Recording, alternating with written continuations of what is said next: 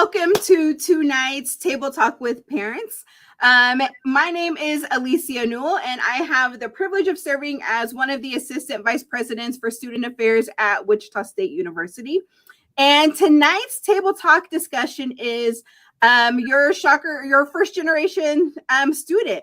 And one of the things I'll say about first generation students is Wichita State is a first generation destination for students. We are so proud to be a first gen institution, which means, and sometimes when we use that language, it's like, well, what does it mean to be first gen? So I don't want to steal your thunder, Dr. Bruner, but that means that your student will be the first in their family to complete a 4-year degree. And so with that, we know comes some challenges and a little extra support that they may need along the way. And so tonight we're going to talk about what some of those resources entail and how you can help your student navigate that process. As a first generation student myself and an alum of the university, this is a population of students that is very near and dear to my heart. Going through that process and knowing what it's like to be first gen and all of the things that come with that. And so I'm excited to share the stage with my colleagues today. Ms. Kim Sandlin, who, if you've joined us throughout the summer, she is the salt to my pepper. She is our Director of Student Success and all things student success at Wichita State. And then also with us tonight is the pro of all things first gen, Dr. Brett Bruner, who serves as our AVP for Student Success. And so I'm going to allow them to introduce themselves and then we'll get started. And if there's any questions at all tonight, it doesn't have to be related specifically to this topic. Feel free to put those in the chats and collectively, one of us will have an answer. If not, we know where to find it. Kim? Hi, everybody. Kim Sandlin, Director of Student Success, also a first-generation student, but didn't realize I was a first-generation student until the university started doing outreach and programming for first-generation students. And I was like, oh, it all makes sense now, right? So a lot of our students don't even realize they're first generation, what that means, and that there are services and programs available specifically to our first-generation student population. So excited to join the conversation tonight to answer questions. Again, put them in the chat if you have them, whether they are first-gen related or not. As always, we'll keep a good eye on those and answer those throughout the evening. So with that, I will pop it over to Dr. Bruner, who's going to speak about our first gen services and resources. Awesome. Thanks, Alicia. Thanks, Kim. My name is Dr. Brett Bruner. I serve as the Assistant Vice President for Student Success here at Wichita State University. And I have the privilege of working with a number of great programs that are going to help your student be successful and ultimately graduate from WSU. One of those programs that I get to work with is all of our first generation initiatives. I've been working with first generation college students for more than a dozen years on college campuses. And it's also a part of, while I don't identify as a first generation student itself, it's an area that I've done research on. So I'm really excited to dive into conversation with you all tonight about family support for first generation. That's something that I'm very passionate about and have done research on. I'm excited to make sure that we're supporting not only your first generation student as they transition to WSU, but also you as a family member as your student is undergoing this transition. Too many times I've talked to families of first generation students who say they're a little fearful of when their student goes to college. They fear they're going to lose the connections and the resource and the support that they might have with the connections they have with their first generation students. So I'm so excited to dive deep into this conversation. As Alicia said, Wichita State University is a first generation student destination. 48% of WSU students, 48% of the more than 17,000 Shockers identify as a first generation college student. And so that's a significant number. And so our work, one of the groups that I get the privilege of working with is our First Generation Coordinating Council. Our First Generation Coordinating Council is comprised of more than 45 faculty, staff, and students all across the Wichita State University campus who are here because we say we want to make sure that we can amplify, we want to advance, we want to support first generation student success. So we see individuals who are academic advisors who are on this committee. We see individuals in student affairs on this coordinating council. We see individuals from admissions, across all functional areas across the board, which is one of the things that I'm so excited about at Wichita State University is we have truly institutionalized our approach to first generation student success. You've already heard 3 different administrators here at Wichita State University talk about first generation student success, because first generation students is not isolated to a single office or a program. We all are holistically making sure that first gen students are at the core of our decision making, the core of our way that we can connect individuals. So I say all that to say we have a number of programs and services that are here to support your student as they arrive at Wichita State University. If you've been at new student orientation this summer, you may have picked up one of our flyers that talks about all the resources and services, whether that be our first generation student organization. You may have picked up one of those limited edition pair of first generation Shocker socks, which goes very, very quickly. But part of this is we want our students to be proud of being a first generation college student. We are shifting the norm here at Wichita State University. Being first generation is no longer a deficit. It's not something to be afraid to be able to identify. We have faculty and staff members and current students who are proud to say they are first generation. You heard Kim, you heard Alicia both say that in their introductions. They're both proud first generation college graduates. And so that's part of our role, is making sure that we are shifting that narrative and we are providing opportunities to really help our first gen students own that first generation student identity. Wichita.edu/firstgen, which you'll see on that screen, really directs all of our centralized resources to support our first generation students. So you'll find information about our first generation student organization, if that's an interest for your student, connecting with other first generation college students. We have an honor society that recognizes first generation students who are high achieving for academic excellence, and that's our Tri Alpha Honor Society. It's another great resource for our first generation college students. Our TRIO college programs are also designed to support our first generation and limited income students as well. Just last week, I had the opportunity to attend our McNair Summer Research Symposium, and our McNair program is a federally funded TRIO program which supports first generation college students who are wanting to pursue doctoral degrees, PhDs, beyond their bachelor's degree. And they provide them with the support, they provide them with connecting to research mentors, and seeing these 28 students last Friday sharing their research, sharing the stories about how connecting with faculty as their research mentors was making a difference in their lives now at Wichita State University, and preparing them to set them up to be successful when they go on to pursue graduate studies and PhD work. So that's another great resource. Another great resource from our TRIO programs, in Wichita.edu/TRIO will list all of our TRIO programs. Our TRIO Disability Support Services provide support for our first generation and limited income students who also have a disability, who are a student with a disability. And so where they provide personalized academic coaching, counseling, career counseling, as well as academic support and peer tutoring, and a number of other resources as well. I think the third piece that I really like to highlight here is we lean into the first week of November every single year at Wichita State University and across the globe. November 8th every year is National First Generation College Celebration Day. It started in probably 4 or 5 years ago, and it's a way to help colleges and universities, as well as first generation college students, celebrate being proud to be a first generation college student. We at Wichita State say, let's not just celebrate for a day, let's celebrate for an entire week. So we have programming throughout the entire week. We have events that take place.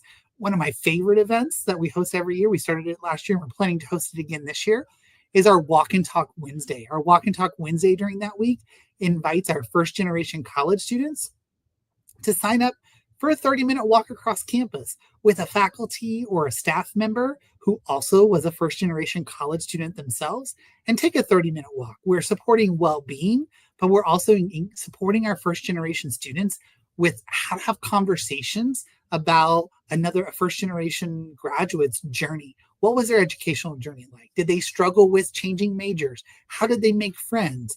How did they navigate going into the workforce for the first time? Those conversations were such rich and deep conversations last year after our first year of doing Walk and Talk Wednesdays. that our first generation students came back, popped into my office and said, thank you for this opportunity. Can we do this again 3 or 4 times throughout the year? And so it's a great opportunity to really help a student make a one-on-one connection with someone else who has literally been a first generation college student as well, and make those connections. I like to say that 2 of the most requested staff members for students to have walk and talk Wednesdays with were career coaches from our Shocker Career Accelerator and librarians from our university libraries. Those individuals, as soon as we saw them on lists, they were getting individual first-gen students signing up left and right. And so I encourage you to encourage your student to take advantage. They receive lots and lots of emails and text message notifications about all the things that will be happening the first week of November. We've got a lot more on store for this first week of November in 2025. But encourage your student. Not every event is going to be a large event. It can be a one-on-one opportunity to really deepen those connections there as well. The last thing that I'll talk about is how all of our areas across campus are really taking that intentional focus to really focus on how do we make sure that we support our first generation students. In my role as AVP for Student Success, I have the opportunity to work with our academic advisors across the university. These are individuals who are there to provide holistic support for your student. You probably have heard about the role of an academic advisor before. And our academic advisors have taken some additional professional development pieces, and they're really focused on how do they support our first generation students. In academic advising, we try to shake this notion that an academic advisor is more than just a schedule builder. We want our students to be engaged with their academic advisor and asking them questions more than just, what classes do I need to take next semester to keep me on track for graduation? That is a very, very, very important question to have a conversation with. But how can we also help our first generation students see their academic advisor as another tool in their tool belt, much like their success coach, much like other members of their success team. And so our academic advisors, many of whom are also first generation college students, have really engaged in some deep, meaningful work over this past year to say, how do we help our first gen students see themselves as more than just a schedule builder? The last piece of the puzzle that I'll add here is each year in January, we have the opportunity to take a group of our first generation college students from Wichita State University to join other first generation college students across the state of Kansas at a gathering and at a professional development conference. We call it the Kansas Ad Astra Conference for first generation college students. And Wichita State University has been the home of this conference for quite some time. Each year we take a group of students across the state, wherever that conference may be, but it's another opportunity to help our first generation students be in community with each other, learn those professional development skills. They're going to help them find that dream job of theirs and really become an amazing graduate when they graduate. So I encourage your student to take advantage of those resources there as well. So we are here to holistically support your first generation student as well as you as you're navigating this. I think one of the pieces of the puzzle here that I've done in some of the research that I've done about parents and families, many of you who are maybe thinking the same thing right now, is that sometimes parents and families of first gen students say, I want to support my student. I just don't know the resources or what questions to ask when. And you've got amazing resources with the Shocker Family programs here. Alicia will provide you with all the great resources so you know those same resources to help your student. We are here to support you just as much as we're here to support your student as they're navigating this transition into college. Thank you, Dr. Bruner. That was a great segue into what I think is probably one of the biggest challenges of supporting our first gen students is how do we also support the parents in the process?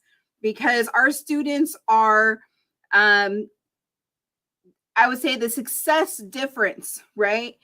You know, when you have parents who are engaged in the process and supporting their students, our student success rate, when we look at it, it differs and it makes a difference. And so even if you don't know what question to ask or where to go, being there along your student in that journey and process goes a long way.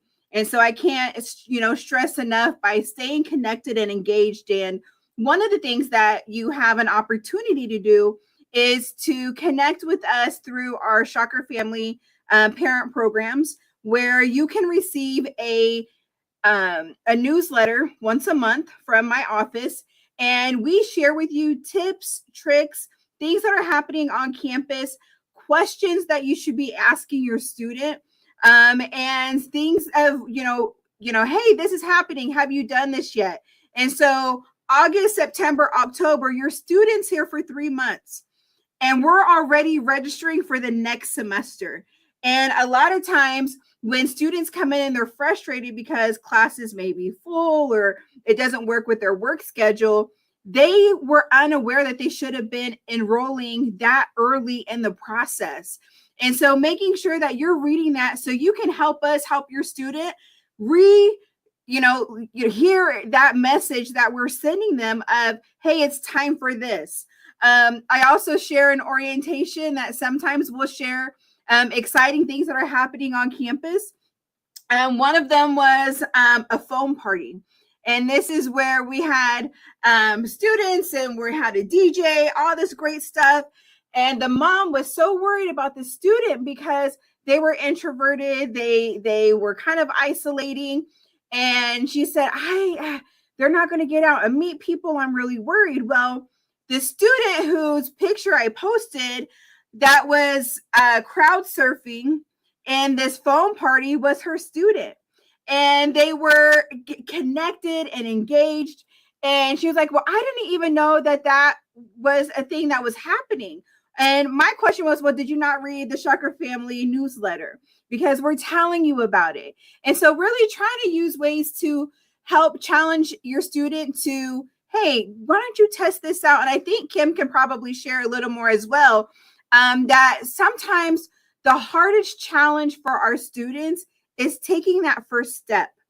And it's taking that first step, whether it's to walk in an office, whether it's to attend an event, whether it's to go and ask for help, not knowing where to go.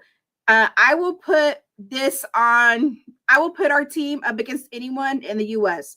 If a student were to stop any person on this campus and were to say, I need help with, they're going to get them to the right person. It might not be instantly the first connection, but we will ultimately get your student connected with the right person to get them help.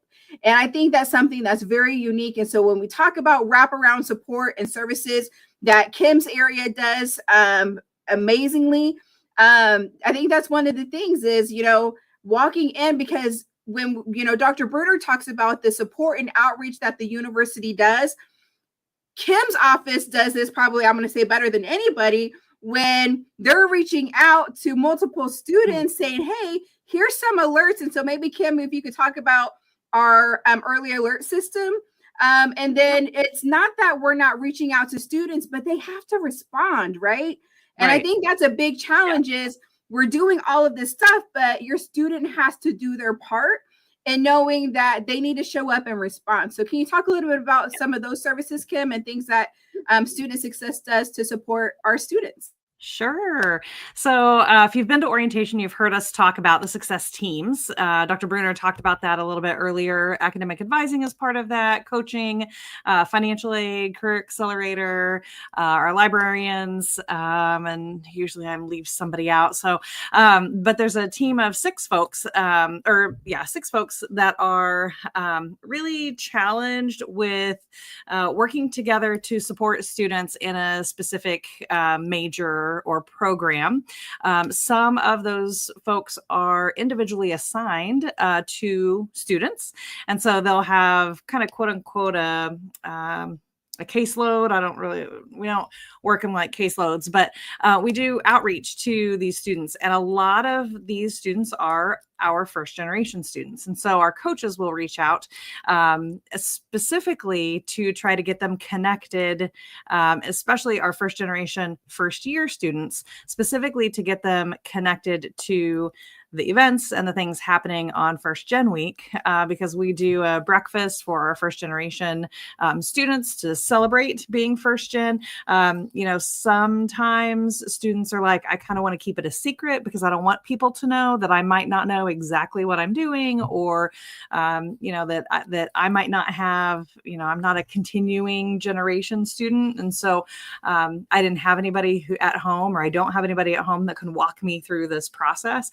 And so our coaches reach out to try to make connections with first year students, and try to meet them. Instead of the student having to take that first step to ask for help, try to invite them to come to a low risk kind of activity, where maybe they can make some connections and then do follow up after that. And so the other piece that Alicia was talking about was our alert system, and our faculty have a tool available to them to use. It's called our Shocker Early Alert System, or SEAS. You'll hear us refer to it as SEAS. And our faculty will, especially those that work with our 100, 200 level courses, our freshman courses, our general education courses, they have a tool available to them to identify students who may not be progressing at the rate or maybe at the quality point that they want to see at different points of the semester. And so what they can do is identify students who may not be attending classes, or maybe they were attending and now they're not, or they're not attending regularly. Maybe that's class participation. So it could be a discussion-based course and the student really isn't participating very much. Could be performance on assignments. It could be performance on exams.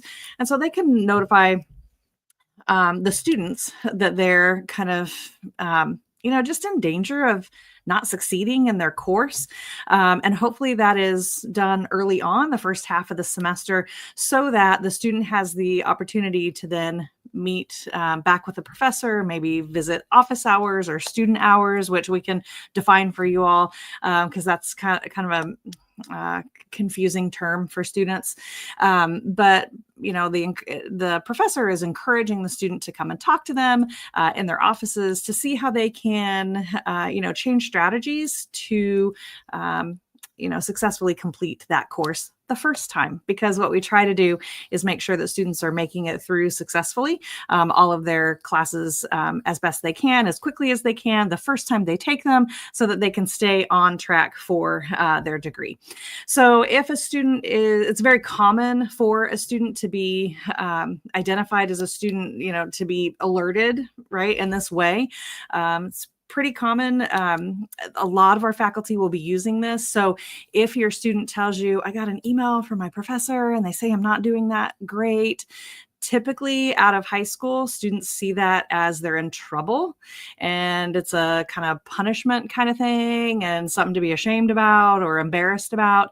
And you can really help us flip that around, to talk to them about, it sounds like the professor's trying to encourage you to have a conversation so that maybe you can get on a better path, or maybe you can be more successful in the class, or maybe you can raise your grade, or whatever the case may be.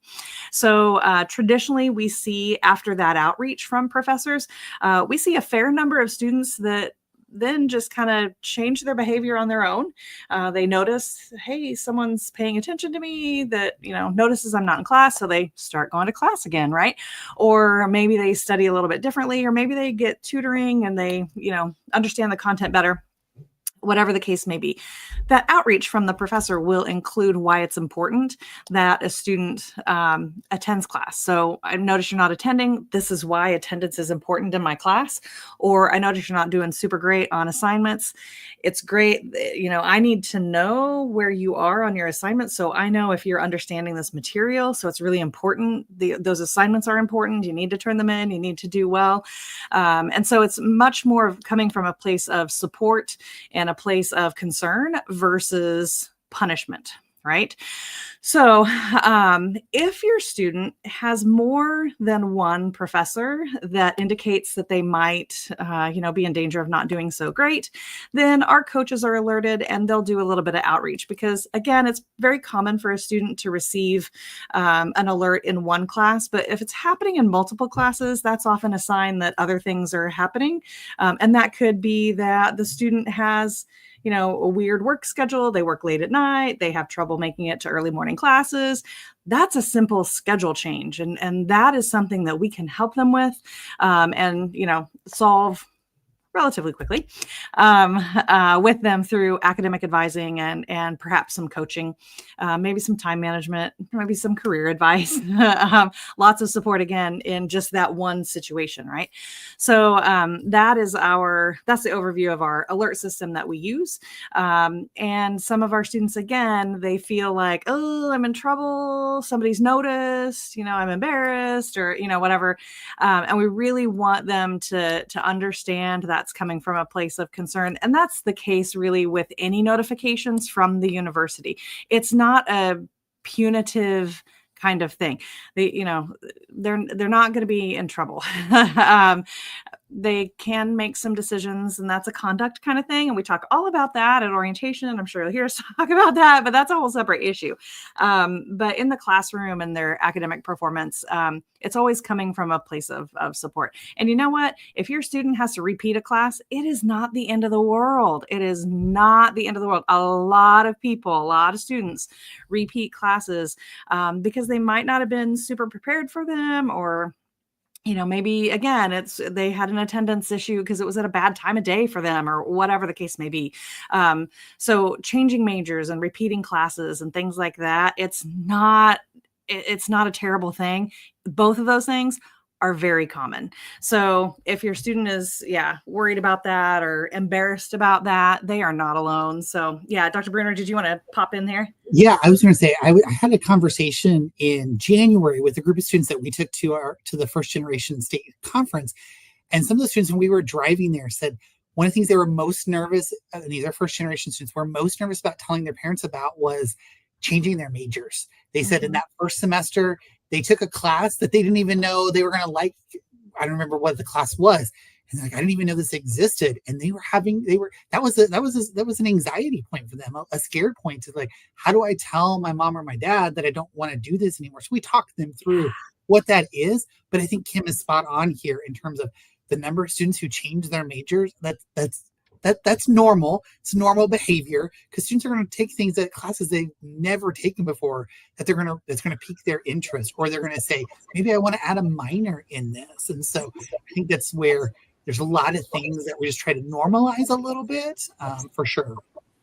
Yeah, Kim reminded me of myself. And, when I was a student, I changed my major 8 times.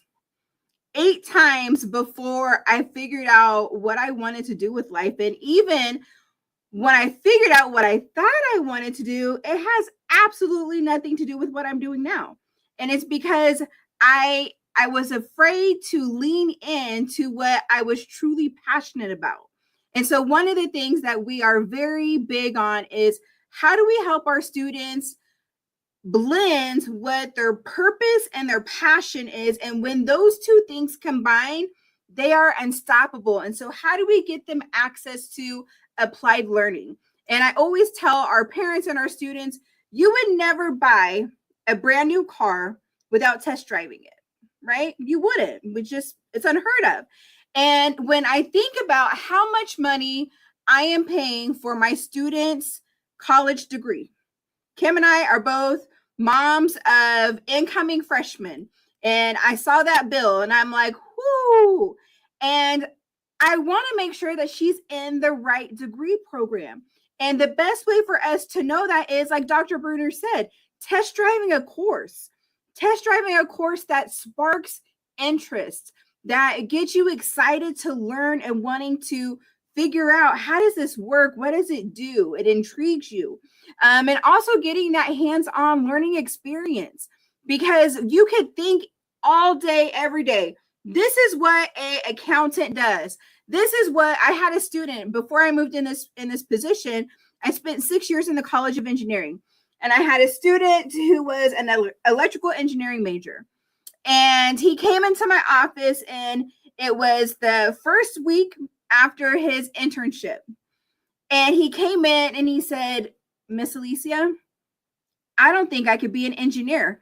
What? And I go into mom mode like, baby, you're a junior. You're going to graduate an electrical engineer.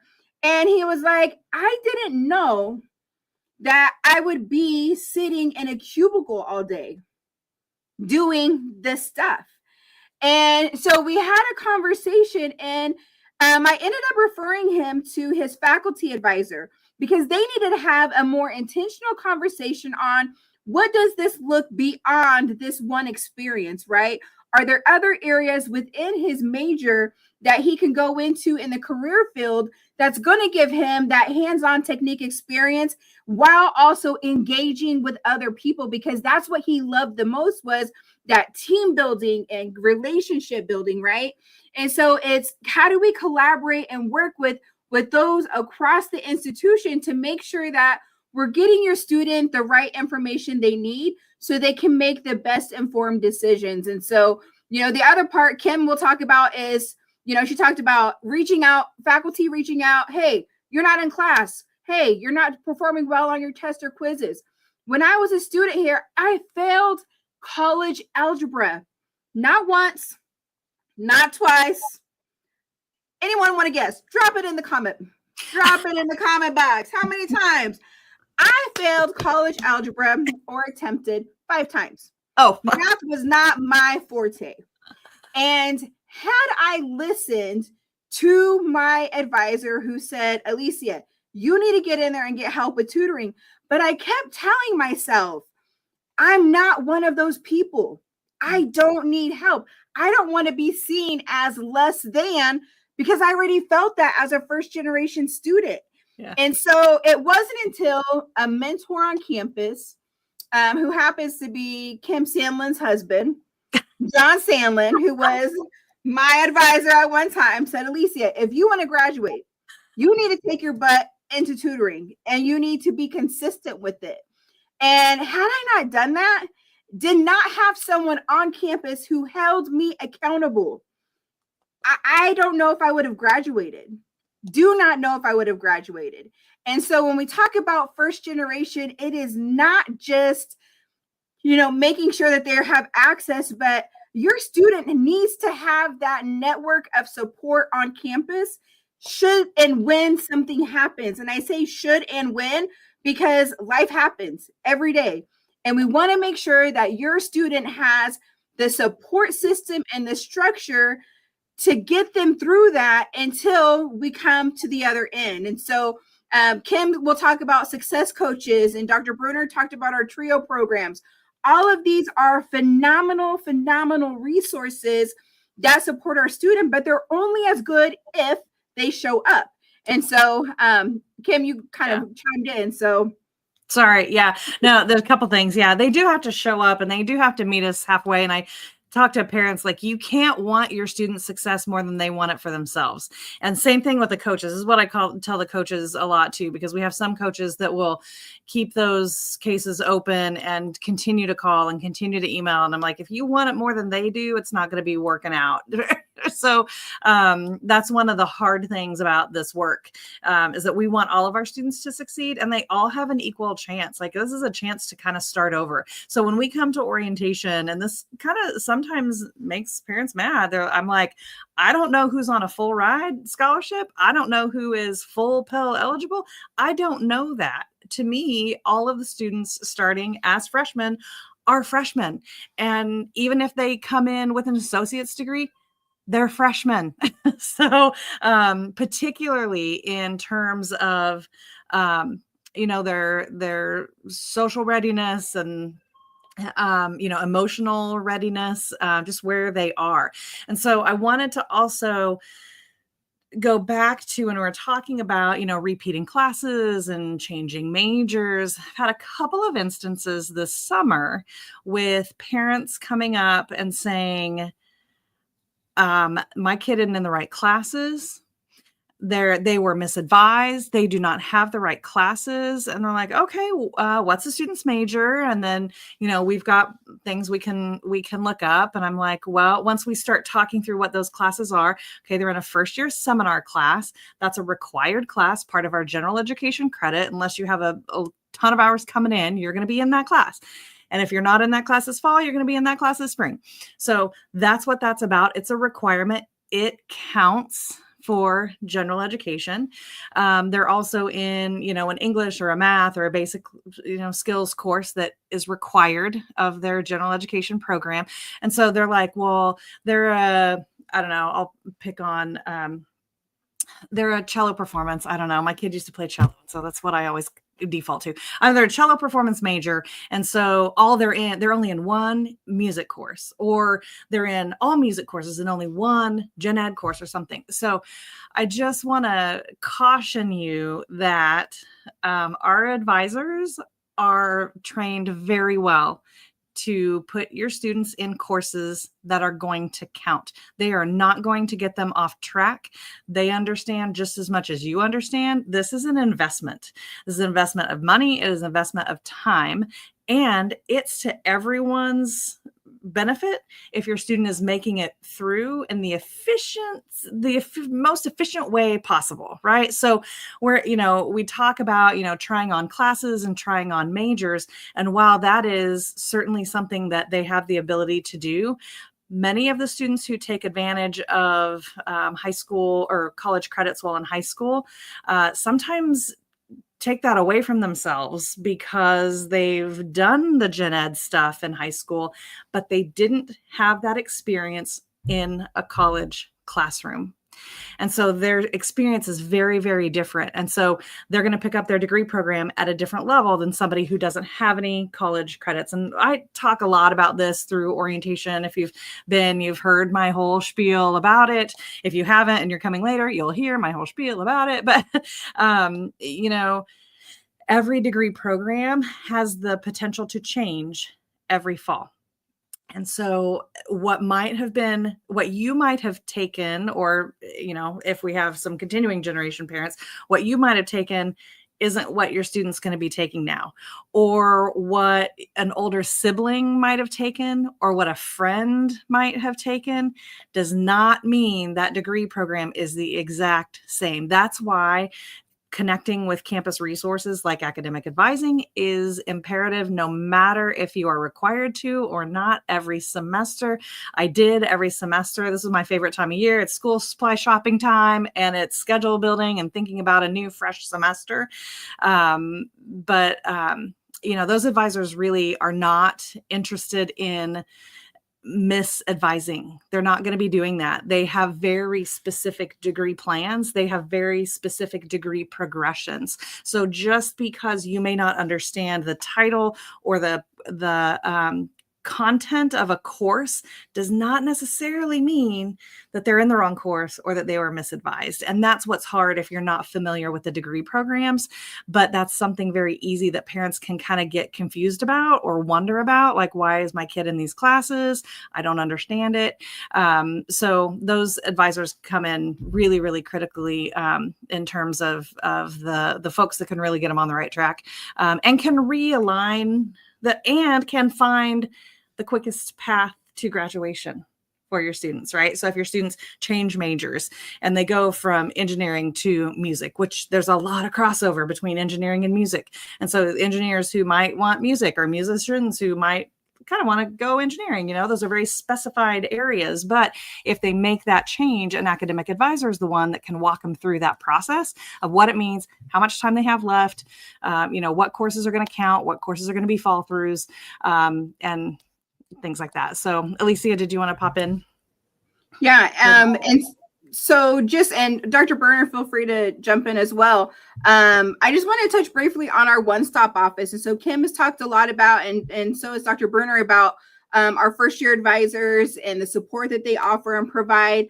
And so if there is one takeaway that you have from today's show, is make sure you jot down wichita.edu/one-stop. I encourage you to go check out this website at any time. So people think, oh, you know everything about Wichita State. This is my secret. Wichita.edu/one-stop is not a secret anymore.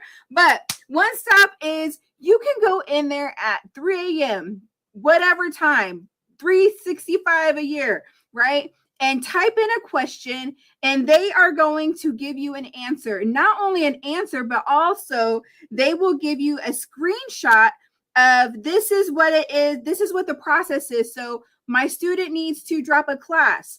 And so it's going to say, have your student go here. This is what steps they need to do. And it's really nice because it can't be any simpler. They really simplify the process.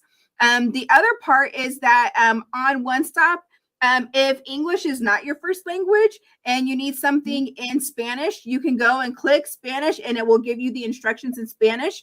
And so it's nice because all of that information is at your fingertips, anything Wichita State related. And if they're not able to answer that through the One Stop knowledge base, then they will send a ticket to the department that is responsible for that question, and they will reach out to you personally to make sure that we get that answered. And so when we talk about customer service and wraparound support, that is one that is phenomenal. I highly encourage you to check it out. There are a couple questions. Sorry, Dr. Bruner, did you want to pop in? Sure, happy to. So I think one of the questions that was posed was, is there somewhere you can look up the courses that a student can see the classes they need to take for a specific degree? If you visit wichita.edu/degree maps, you will find a degree map. Thank you there. Degree maps that will list every single major that we have. And it'll not only break it down by the specific classes, but we'll break it down by the specific semesters. Now, we recognize that some individuals may come in, as Kim talked about, you may have already come in, your student has come in with College English 1. So that may not be a specific plan for your student, but it's a general degree map that you and your student can see approximately what will they need to take each semester to stay on track for degree maps. I think the other piece, and I do want to go back real quickly to something that Kim talked about earlier, another great resource. I know there was a question about what do first-gen students may need help with the most. One of the best resources that sometimes our first-gen students globally are maybe more reluctant to take advantage of is visiting with their faculty members. When we know that when a first-gen student can make a connection with a faculty member, they're going to find such great support. Another resource, another tool in their tool belt, if you will, another part of that success team that's going to be there to help them. That faculty member is going to get to know them. And so then when if they have to raise that alert that Kim was talking about earlier, or provide referrals to some of the amazing members across our team, that faculty member knows our student. Sometimes our first gen students, from my experience, are reluctant to go in to talk to a faculty member because they view them as an expert in the subject matter. But one of the things that Kim talked about here at Wichita State University is we've changed the name of office hours. So on other campuses, you may hear faculty refer to them as office hours, and students may not know what to do with them. So we call them student hours.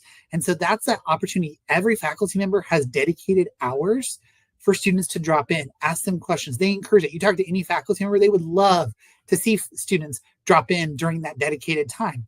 I talk to students that are like, I don't want to be an inconvenience to my faculty because they may be in meetings or doing work. And we explain, no, that is what that couple hour block window on Monday or whenever their student hours are, it's dedicated for students to stop in. So I encourage you to ask the question to your student if they're talking about, I'm struggling with college algebra. And you've talked about tutoring, you talked about this, and you may say, have you visited your faculty member during their student hours? And guess what? They can find those student hours on their syllabus that's available in every single class at the beginning of a semester. So I think that's a great resource for our first-gen students to take advantage of. Yeah. I think, right before we get to this question, because I did see this question as well. One of the things I think first-gen students struggle with as well is the language, the hidden curriculum, the acronyms, the student hours, but what does that really mean? Or office hours, what does that really mean? And so that's when getting connected on campus to student groups and things where you can find some peer support. So they feel a little bit less, intimidated to ask the questions, I guess. Like they're much more, and they'll listen to students a whole lot more than they're going to listen to one of us, or perhaps maybe you, I don't know. Certainly that's, the case in our household. So, all right. Do you find that students who did concurrent classes do well with their first experiences in a true college setting? I'll take a stab at that. And unfortunately, it's not a great answer. It's like, it depends. It really depends on the student. It depends on if they took the course when they were in high school at the high school, or if they took it as a guest student on a college campus, because there are concurrent enrollment programs that have everything in between those two options. Some of them are, sometimes they're in both, and sometimes they're in one or the other, whatever. So I will say that if your student is entering with, an associate's degree, or maybe they're entering and they're just taking their first semester 400 level courses, 300 level courses, the faculty are going to assume that they already know how to do college level writing and college level research.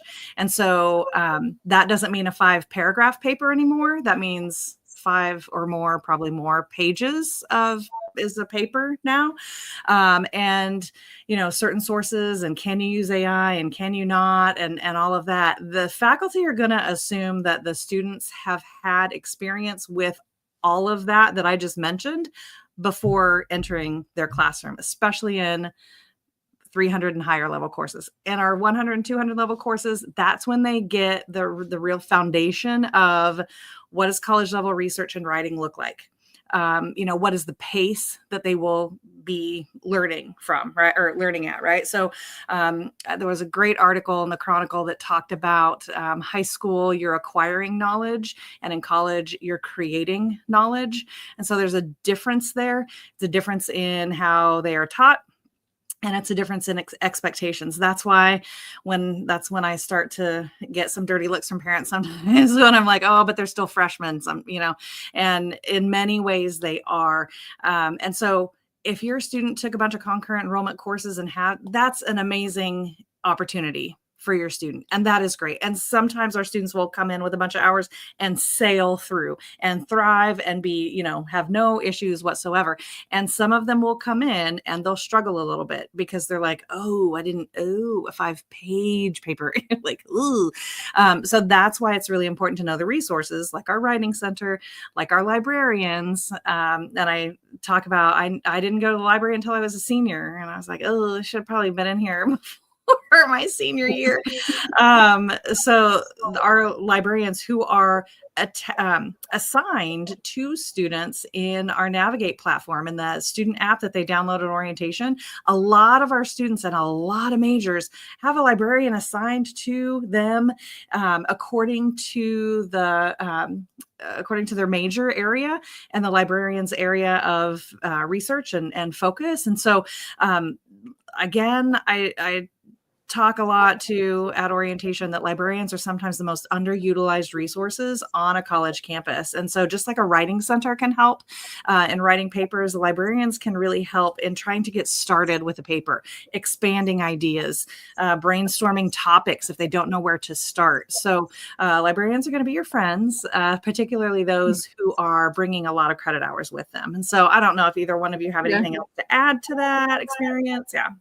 I would just add quickly that what I've seen from the academic side in advising has been typically our students who enroll in concurrent classes, they do well academically. However, where they struggle at is in the preparedness of learning how to study.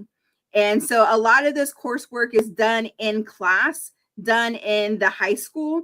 And so there's not a lot of time outside of the classroom where, I pose this question a lot to our students.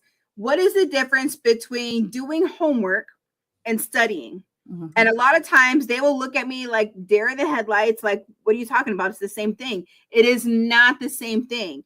And so when we talk about how do you learn that new knowledge, right? And how do you become, trying to get deeper into what is it, the meaning?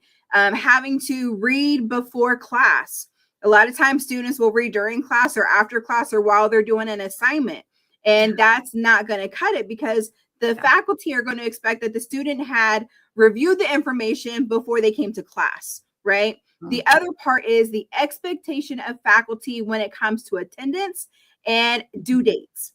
And so the biggest challenge they will often find is, I'm going to turn this in late because in high school, when my mom went to parent teacher conference and she said, Marissa has 5 missing assignments, they said, oh, we'll get it in by the end of the month.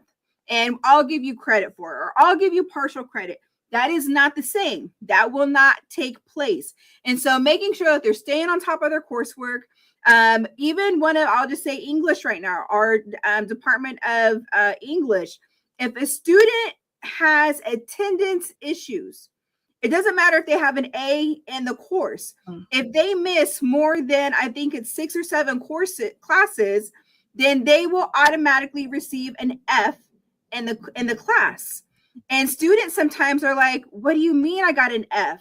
And they're like, well, you exceeded the amount of absences allotted for that course requirement per policy.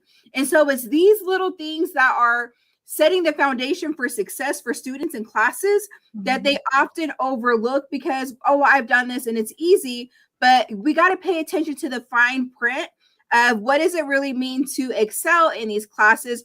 Are we studying just to get by? Or are we studying to really master it so that we can take that knowledge into the next level? And so when we talk, I talk in orientation a lot about students who are in, parents will be like, well, my student got AP or IB credits and, for Calc 1.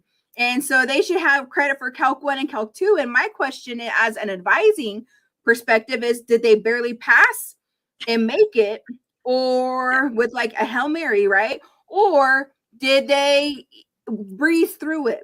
Because if they barely passed, we may want to take a refresher of Calc 1 because Calc 2 is the beast of the 3. And so having those intentional critical conversations with advisors and faculty is going to definitely help set your student apart. The next question that we had come through is, what if your first gen student is very quiet and doesn't like to ask for help when they need it? And again, Dr. Bruner talked about this. They got to speak up. Kim talked about it. Figuring out how to answer those questions. What would you say to this?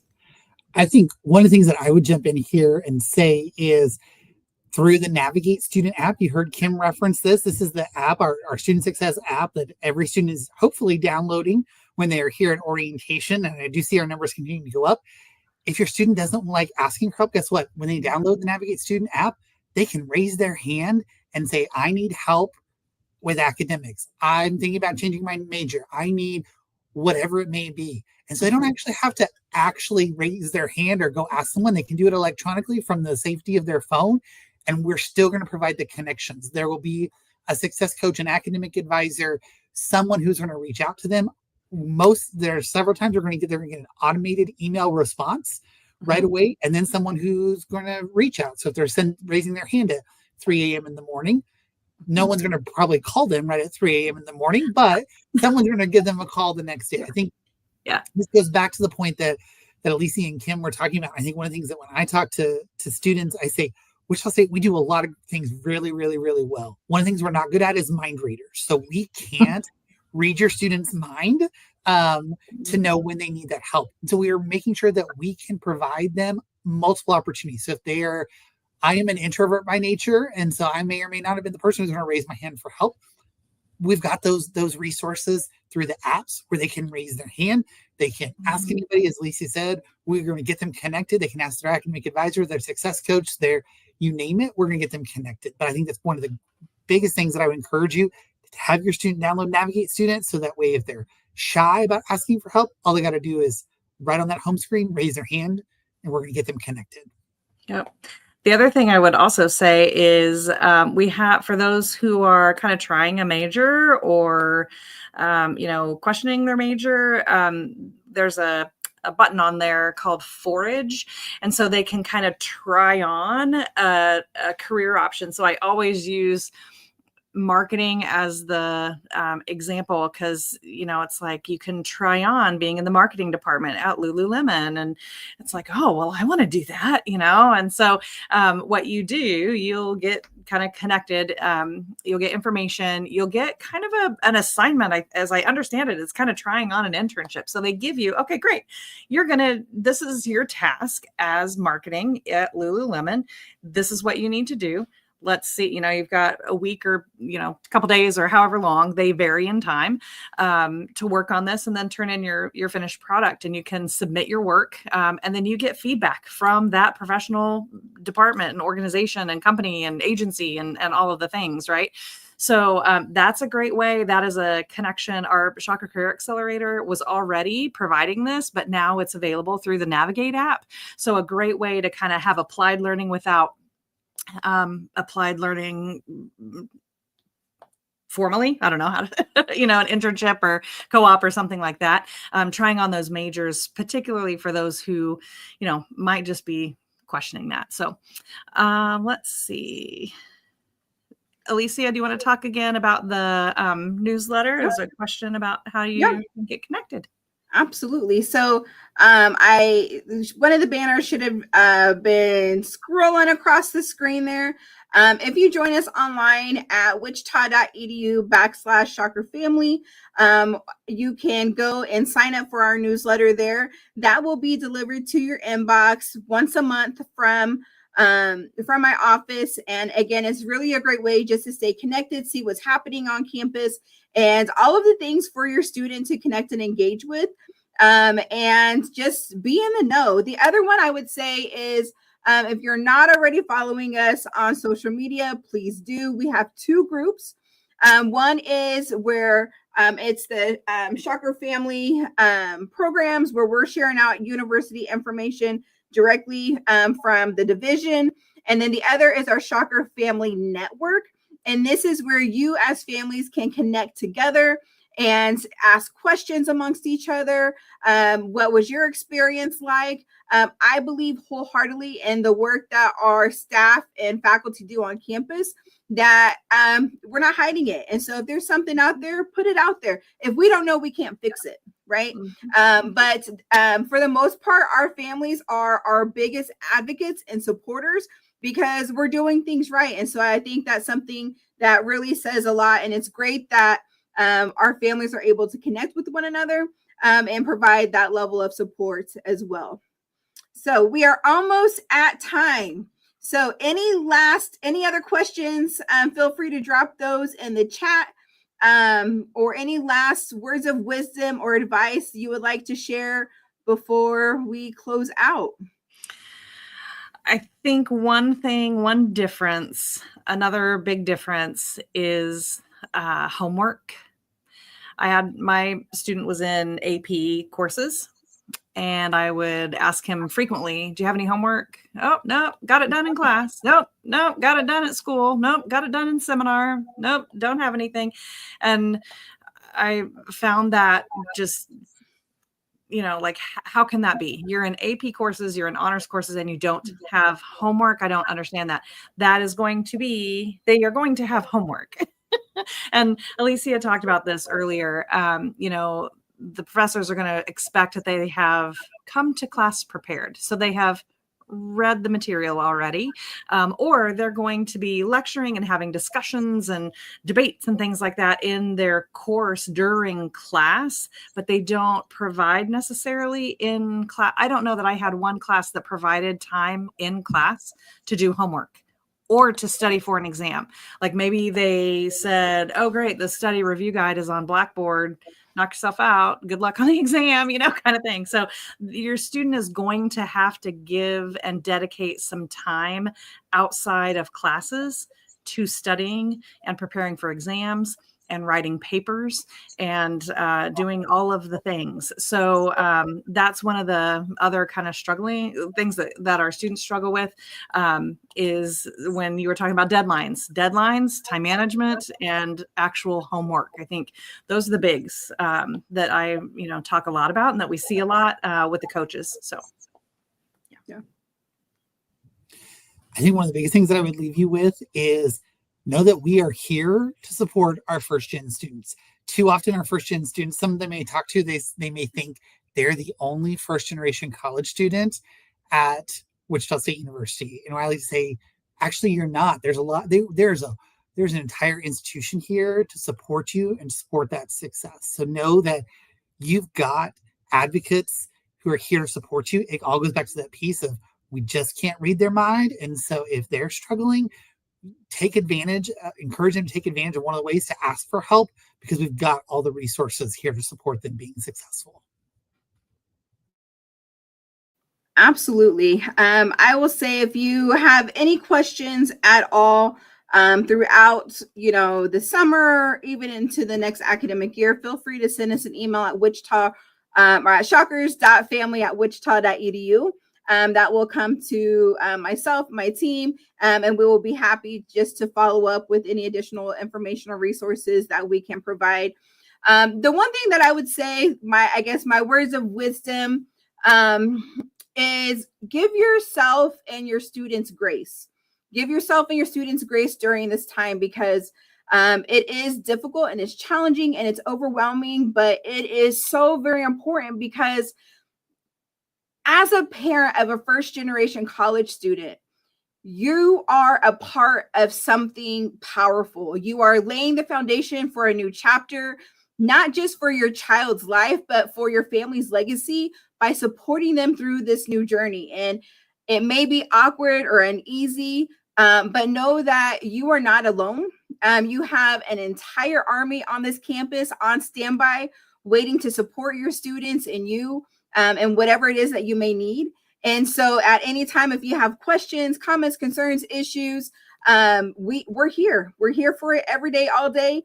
Kim and I work together throughout. And so I will throw our emails out here. Feel free to contact us directly. I tell parents and families all the time, students do not need to have an appointment to see me. I am kind of like the mom for campus, and that comes with a lot of love, tough love included. And so if they have a question, they need help with something, feel free to have them send me an email. If they're on campus, stop by my office. If my door's open, come on in, because when we say welcome to the Shocker family, it is not just in words.